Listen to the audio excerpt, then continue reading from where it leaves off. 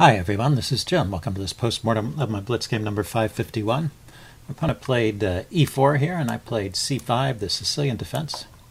And then he went with knight c3, the second choice here. Top three choices are knight f3, which is really the main line, and then after that knight c3 and c3 in about equal proportions. c3, the Alpine, Sicilian, and knight c3. I don't know if this has a particular name. It's a setup for, it's kind of a flexible move, so it's a setup for different kinds of Sicilians. I think it's been called the chameleon Sicilian in some videos. Anyway, one idea of knight to c6 is to prepare the Grand Prix attack, to be able to play f4 here, get the Grand Prix attack going, and to clamp down on the move d5, which is one of Black's main responses against the straightforward, the immediate Grand Prix with f4. So knight c6 is the main response here. And then he continues with the Grand Prix attack f4, so that's why I was talking about it. But he can still transpose back into normal Sicilian lines with, for example, if he wants to go for an open Sicilian, he can play knight f3 and then follow it up with d4 and get back into an open Sicilian. But f4 is one of the main ideas of this knight c3 move, even if it wasn't the most popular follow-up in the database. So I play the main line against the Grand Prix attack here. I play with g6.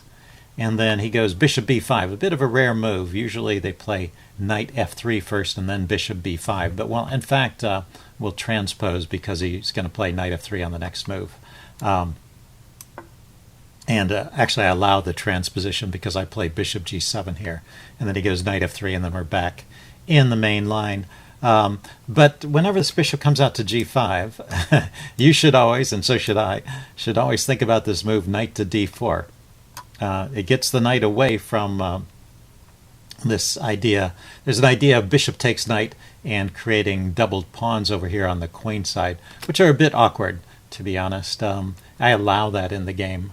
But if you can avoid it with knight d4 and also gain a tempo by kind of kicking that bishop, he doesn't really want to, White doesn't want to give up this bishop unless he gets some compensation in exchange. So probably that knight d4 move will gain a tempo, and then you can continue with your development. So that's really the way to play it. Okay, so I play bishop g7. He goes knight f3 now. You can see we're back into the main line after knight f3. And once again, in this position, the main move is knight to d4. That's the way to stay in the main line. Like I said, I'm just ignoring this idea. Something I should know, too. Too bad. Okay, so I played e6 here, which has the idea, reasonable idea, of clamping down on the f5 push. That's one of the main ideas in the Grand Prix setup, is to push with f5 and create some weaknesses either in the center or on the king side, and then follow that up with a king side attack typically. So let's see. I just played e6. He could take the knight now. Since I played e6, this knight has not been defended with a piece. He could take that knight now and double my pawns, and that's the maybe one of the best ways to play. It's kind of the natural follow-on if you with this bishop b5 move. If you're playing this move, you usually intend to take that knight if you have the chance to mess up your opponent's pawn structure. The other way to play it, though, is he could continue, now that I've clamped down on the f5 push, he could continue with e5 and just try and control these dark squares. It's also, the exchange of this knight also helps Black, takes away some of White's influence on the dark squares too. So both those are kind of going after the dark squares. Instead he castled, and I played knight g7, and now I'm prepared to take back with the knight if I want to. He went d3 here, and you'll see that since he didn't take advantage of that chance to play bishop takes c6 when he had it, actually Black's setup is quite good here, and the engine even prefers Black. But not the way I play it, so we'll see this go back and forth a little bit. The engine wants to play d5 immediately. Yeah, I've prepared d5, and like I said, d5 is one of the ideas for Black against the Grand Prix attack, and now that I've got my knight out, it's possible for me to play it. So that makes a lot of sense. I guess I'm castling here because I don't like the pin on the knight, but it appears there's no no big danger to that knight, so it's safe. The knight's defended, and I can go ahead and push that pawn forward. Okay, so I castled, and he took. And now I should just take back with the knight, and we have a perfectly normal position. I have no pawn structure damage, and I have the bishop pair. So that's good enough for an advantage to black. And so that's really the best way to play it. I was looking at some interesting ideas with the doubled pawns. Sometimes they help control squares in the center, so I took with the pawn. But I wasn't really was not really calculating this out correctly. For one thing, he can just push on with e5 and again try and create some holes on the dark squares here, which would be a little bit uncomfortable for me. This move bishop e3 is also a good move, immediately targeting this loose pawn and forcing some kind of concession like d6, which would set up this kind of static structure. One disadvantage of the doubled pawns is if you're forced in some kind of defensive position supporting them, it can be a very static thing. It can be difficult to get the doubled pawns moving because one pawn obstructs the other. So anyway, I didn't want to particularly play like that. I saw that I could protect the pawn, and I decided to make a pawn sack of it, which is not good, I guess, in this case. He can just take that. One point I was missing was I was thinking after he takes, I can play d5, but I was forgetting that now he's got two pawns looking at the d5 square. It's not at all clear that d5 is even playable there. So couple of miscalculations on my part, or failure to think ahead. Fortunately for me, he decided not to take the pawn and instead played bishop to c5, giving me once again a chance to play d6 and kick the bishop back. But I first traded this pawn and then pushed on with d5 because that had been my plan all along. And now, white's in good shape here. He makes a mistake immediately by trading off his bishop for my knight. He's got a nice pin here. He should just sit on this pin and enjoy it. The chess engine is once again suggesting e5 with this kind of clamp on my position, trying to control the dark squares and shut in this bishop here, and white's got a pretty comfortable position. So in spite of the fact that I didn't like that d6 move that seemed kind of static and defensive, it would have been the better choice. So this is just not good for black. But my opponent lets me off the hook here. He trades his last good piece. I can't say that, but notice that does control the dark squares. So he's giving up on that dark squared strategy and giving up the bishop pair. So now I have a pair of bishops against a pair of knights, and there's no weaknesses in my pawn structure. My pawns have become undoubled, and this looks like a good position. Even now if he plays e5, it looks like that just doesn't add up to a whole lot. e5, bishop d7. I was thinking e5, I could push on with c5 and e4,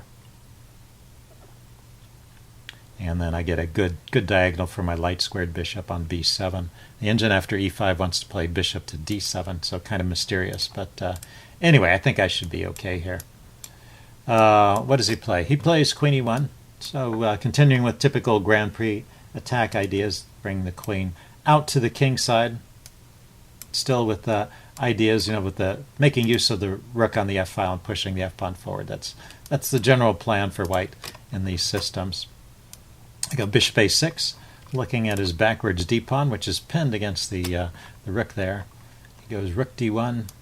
So I've managed to accumulate a slight edge here. I decide to take. That is approved. You take that pawn while the other pawn is pinned, so he's got to take back with a piece, either the queen or the knight. Either way is about the same. And, so I've created some damage in his pawn structure. I do have a weak pawn here I have to watch out for, but I can counterattack his pawns over here. So rook f to b8 is an engine recommendation. I went rook f to d8. I thought the other rook might go to b8, but I'm just hitting the d pawn, and I'm willing to give up the c pawn over here. So he played queen takes c6, which is giving up on that, giving up on his d pawn. See, the engine doesn't approve. It thinks knight e5 is a good way to continue. Knight e5. Park that knight there, and if I trade, Maybe he gets a pair of pawns in the center. Maybe it gives him a little more influence. And it opens up the f-file and gives him some influence on that f6 square. So that's knight e5 is a reasonable way to play. I probably shouldn't trade. I should let the knight sit there and then try and deal with it. Let's see. Let's look at this line. How does black come out better here? Now I'm curious. Knight e5, because it is hitting the c pawn, and his d pawn is defended. Rook a to c8, defending. And then what's the follow-up? Rook f to e1, giving up on this pawn push.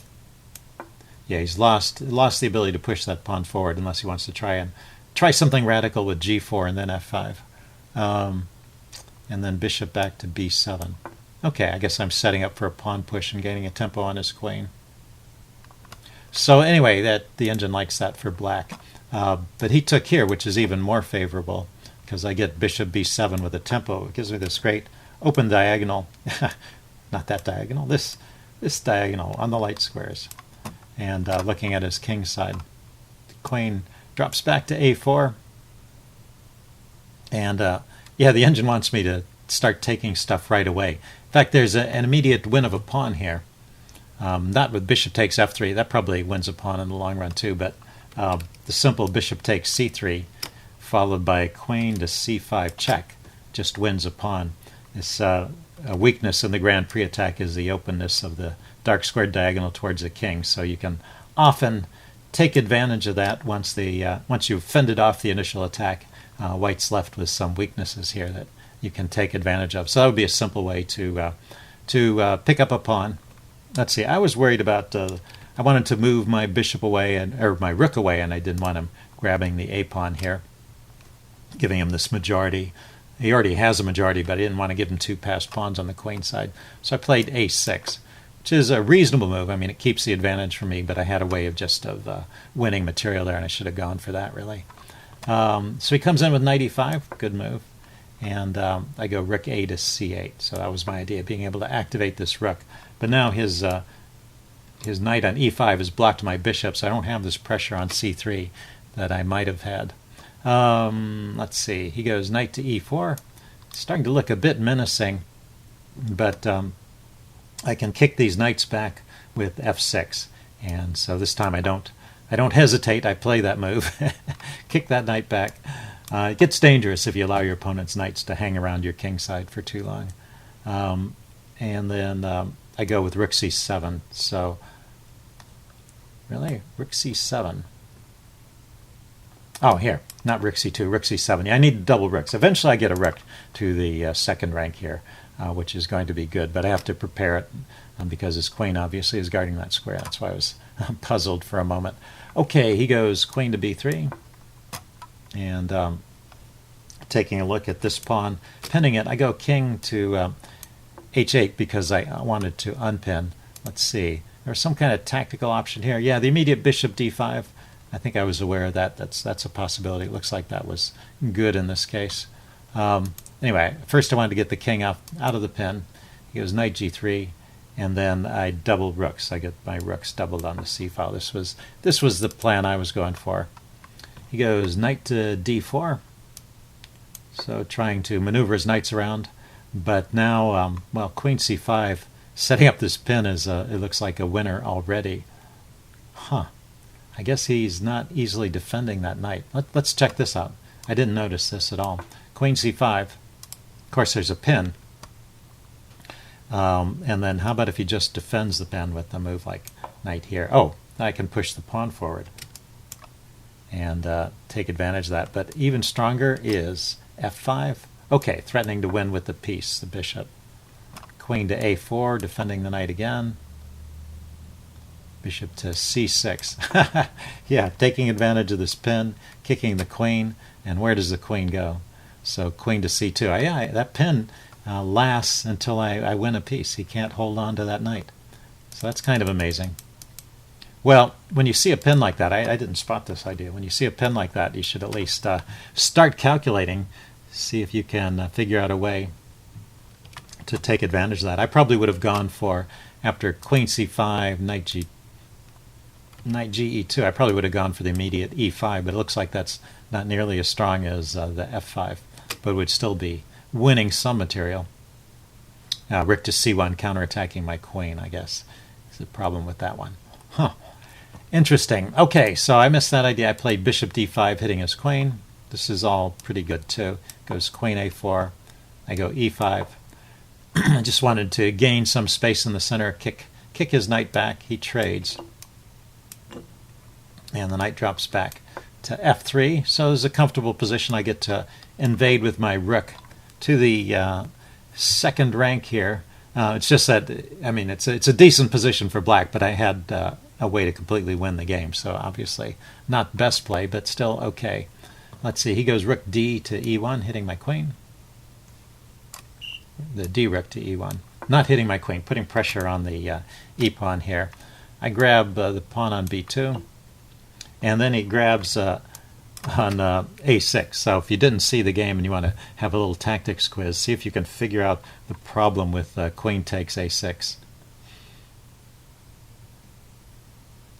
Okay, he played queen takes a6, and I didn't spot this idea for a long time, but I think I moved my rook here, and then I said, where's that queen going? I mean, I wanted to play this move anyway because in the right circumstances I can double on the second rank there and get some mating threats going.